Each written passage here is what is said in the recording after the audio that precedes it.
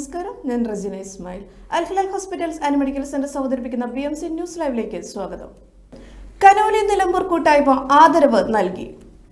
ജീവകാരുണ്യ കലാ സാംസ്കാരിക രംഗത്തെ ബഹ്റൈനിലെ പ്രമുഖ സംഘടനയായ കനോലി നിലമ്പൂർ കൂട്ടായ്മ ഹ്രസ്വ സന്ദർശനത്തിന് ബഹ്റൈനിലെത്തിയ നിലമ്പൂർക്കാരായ പ്രശസ്ത യുവ ഗായകൻ ഹനാൻ ഷാ, മലപ്പുറം DCC പ്രസിഡന്റും പൊതുപ്രവർത്തകനുമായ VS Joy, blogger Jimshad VK എന്നിവരെ ആദരിച്ചു. പാർക്ക് റീജൻസി ഹോട്ടലിൽ ചേർന്ന ചടങ്ങിന് ladies wing acting president Jamshida Karippayi സ്വാഗതവും പ്രസിഡന്റ് അൻവർ നിലമ്പൂർ അധ്യക്ഷതയും വഹിച്ചു.